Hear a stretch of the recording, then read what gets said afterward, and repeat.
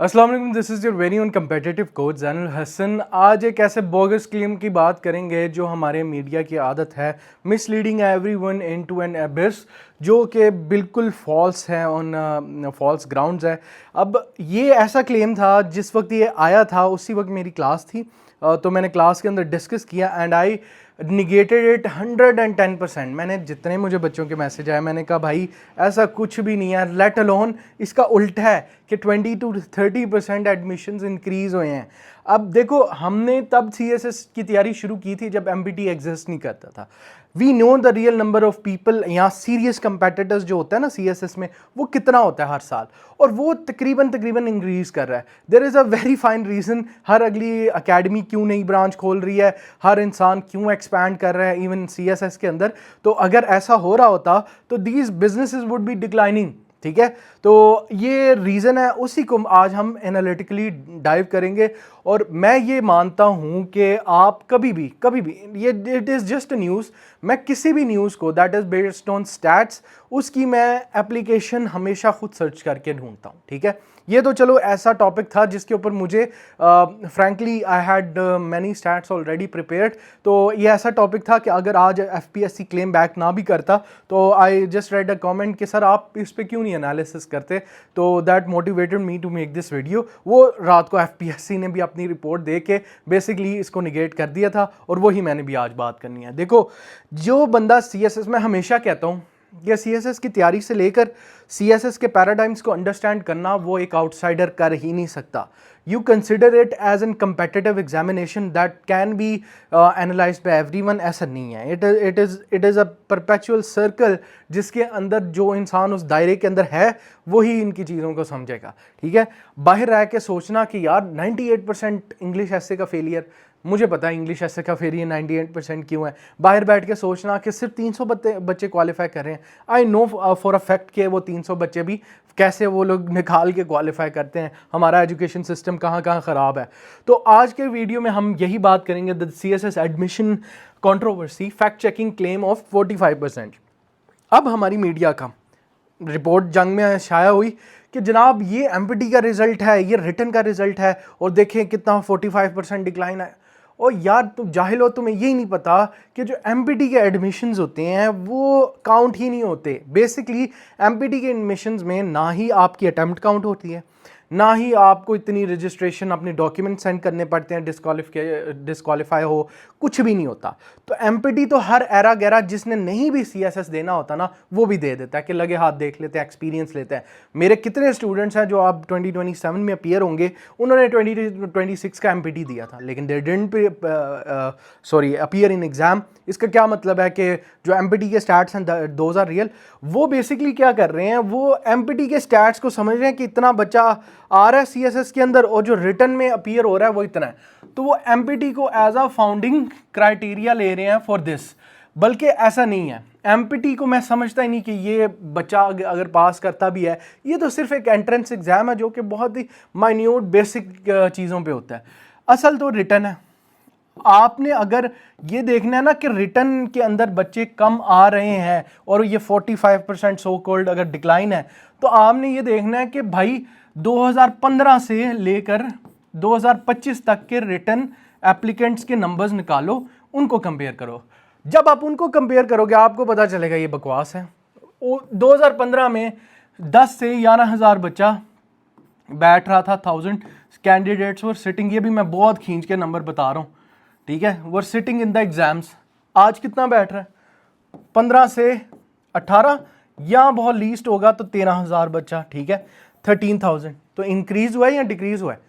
अब ये क्या कर रहे हैं, ये MPT के नंबर्स लेके उनको रिटर्न से मैच कर रहे हैं। भाई यही मैं कह रहा था ना कि जो उस सर्कल में नहीं है ना सिविल सर्विसेज के, या प्रिपरेशन नहीं कर रहा, पढ़ा नहीं रहा, या कभी उसने की नहीं है, तो उसको इसका घंटा नॉलेज नहीं होगा, वो चाहे कोई जर्नलिस्ट ही क्यों ना हो। जर्नलिज्म भी हमारे का यहाँ का आपको पता है क्या क्लेम्स है।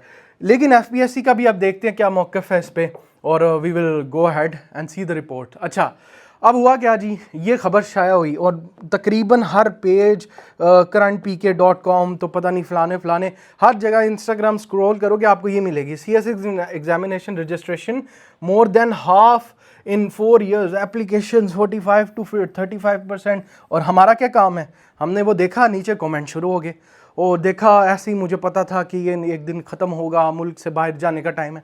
बकवास, ऐसा कुछ भी नहीं है।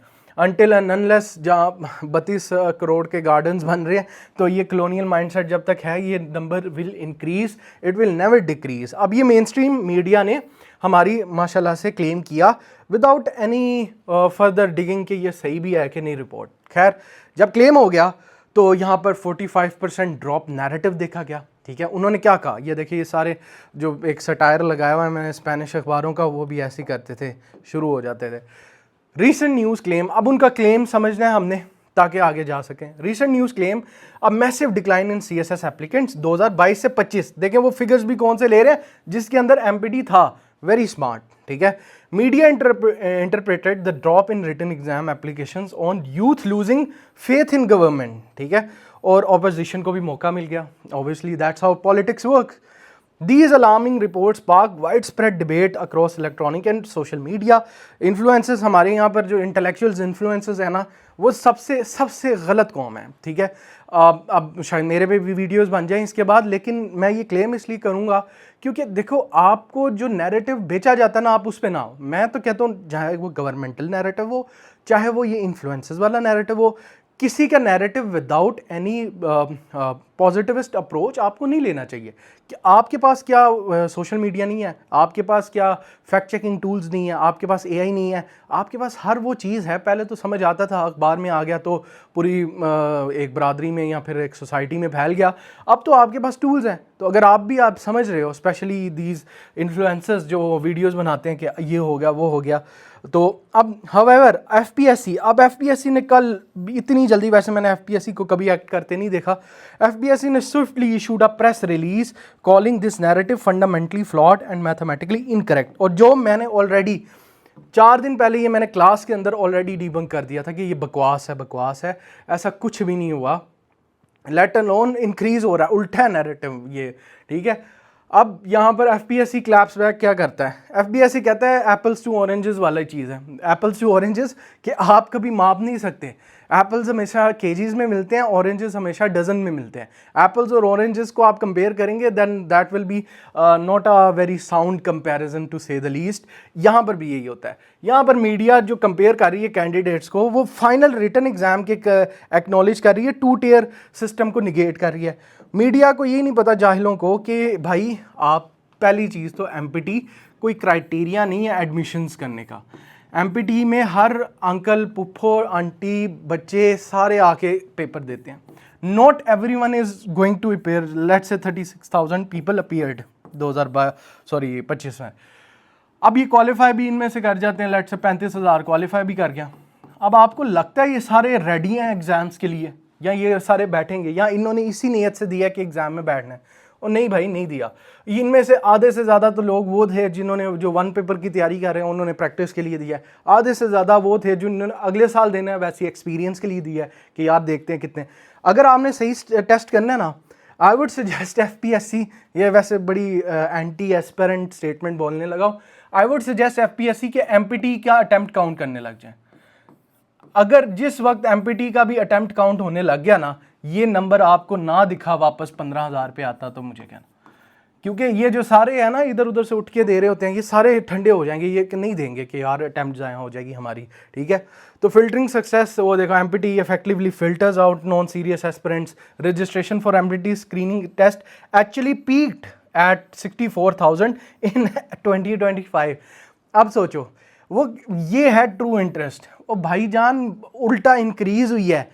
इससे पहले इतने लोग नहीं कर रहे थे CSS, स्पेशली जब से गवर्नमेंट ने ऑस्टेरिटी मेजर्स की है, 1 पेपर वगैरह की सीट्स कम आने लगी हैं, तो लोगों का रुझान ज़्यादा हुआ है CSS की तरफ। वो कहते हैं यही एक पोस्ट लग रही है जो, चलो 170 कैंडिडेट्स भी एलोकेट हो रहे हैं, at least these are giving you hope.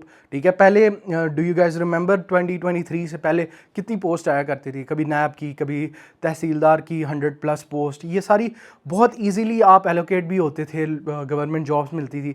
लेकिन ड्यू टू ऑस्टेरिटी मेजर्स अब ये चीज़ें नहीं हो रही। लेकिन CSS BMS एक ऐसा इदारा है जो अभी भी दे रहा है, तो लोगों का रुझान उल्टा ज़्यादा हुआ है। अब वो FPSC की रिपोर्ट देख लेते हैं हम। ऑफिशियल एफपीएससी स्टेटिस्टिक्स, एफपीएससी ने कहा कि भाईजान ये तो हम तो खुश हो रहे हैं और ज़्यादा कि इससे ज़्यादा एडमिशन हमारे आते ही नहीं है। ये लो, ये देखो, ये है असल रिपोर्ट। जो लोग ऑलरेडी पढ़ा रहे हैं, जैसे मैं हर साल स्टैट्स देखता हूँ, हर साल रिजल्ट्स देखता हूँ, मेरे स्टूडेंट्स पास होते हैं, ये सारी चीज़ें मैं देख रहा होता हूँ ना, हमारी तो ये फिंगर टिप्स पे ऑलरेडी है, तो हमें तो ये क्लेम की ज़रूरत ही नहीं थी। अगर एफपीएससी ना भी करता, मैंने तो स्टूडेंट्स को समझा दिया हुआ था। अब क्या है, 61,000 2022 जिसका कंपैरिजन लिया है।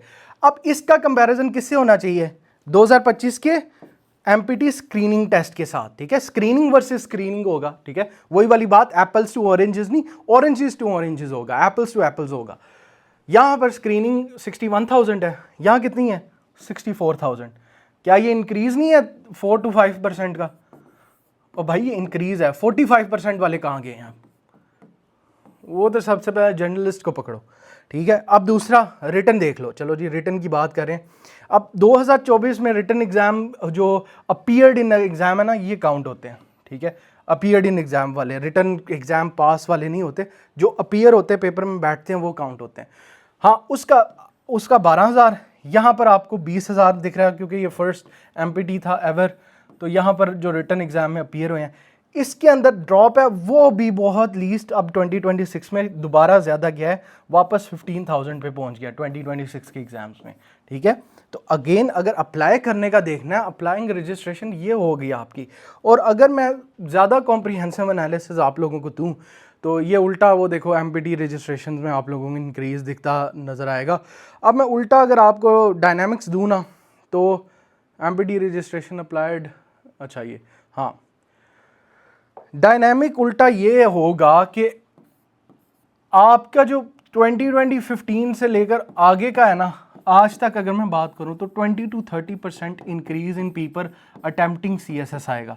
अभी बाय द वे इसके अंदर ये जो डिक्रीज आप देख रहे हो ना, ये डिक्रीज रिटर्न में इसलिए नहीं है, अभी एक बहुत बड़ा हिडन कॉन्टेक्स्ट भूल रहे हो। सीएसएस स्पेशल नहीं हुआ था उस साल 2023 के पहले जो 23 में ड्रॉप दिखा है ना, वो इसलिए नहीं है, वो आधे से ज़्यादा कैंडिडेट सीएसएस स्पेशल में किया गया था, जो कि इग्नोर किया गया बड़े अच्छे से उस रिपोर्ट के अंदर। तो उल्टा उसमें भी 141 कैंडिडेट्स एलोकेट हुए, और that is the stark reality. अच्छा, अब joining civil services through CSS still remains a dream for the youth of Pakistan. The FPSC's comprehensive data confirms that competitive is as fierce as ever. कि आज भी competition उतना ही fierce है जितना पहले होता था, बल्कि ज़्यादा। The commission urged media outlets to exercise due diligence, verify official statistics, and avoid interpreting raw numbers out of context. ये है जी असल रिपोर्ट, ठीक है, जो ऑलरेडी मैंने ये शेयर कर दी थी अपने स्टूडेंट्स के साथ। लेकिन आप लोगों को भी इससे लेसन ये मिलेगा कि भाईजान आपने कभी भी ऐसा नहीं लेना, ठीक है, आउट ऑफ कॉन्टेक्स्ट चीज़ों को पकड़ के आप कह दो कि ऐसा हो रहा है, ऐसा हो रहा है, जब तक अपनी ड्यू डिलिजेंस ना करो। क्योंकि आजकल के मीडिया हाउसेस, स्पेशली ये जो हाउस ग्रोन मीडिया हाउसेस होते हैं ना, कहीं सॉफ्टवेयर हाउस में बैठे बैठे किसी ने पेज बना दिया, किसी ने वो बना दिया। अब देखो, हर कोई जर्नलिस्ट नहीं है, जर्नलिज्म एक बहुत ही एक्सटेंसिव और रिगरस एक्सरसाइज होती थी। लेकिन अब क्योंकि मैं और आप जाके अभी बना दो कि currentnews.pk बना देते हैं, 4-5 अच्छी पोस्ट करते हैं, सेलिब्रिटीज़ की फॉलोअर्स आ जाएंगे, उस पर फिर हम नाप छाप लगाते रहे, तो किसने को ड्यू डिलिजेंस थोड़ी करनी है। पैका एक्ट लगेगा अगर आप पॉलिटिकल डिस्कशन करोगे। तो खैर, I hope this was the video, आप लोगों को थोड़ी सी इससे एडिफिकेशन हुई होगी नॉलेज में, and you guys learn a bit. इसके बारे में कोई भी क्वेश्चन है तो do let me know below the comments. I really appreciate your likes, comments and subscriptions, जो कि मुझे मोटिवेट करते रहते हैं नेक्स्ट वीडियोज़ बनाने में। तो बाकी I will see you guys in the next video. Thank you for watching. अल्लाह हाफ़िज़।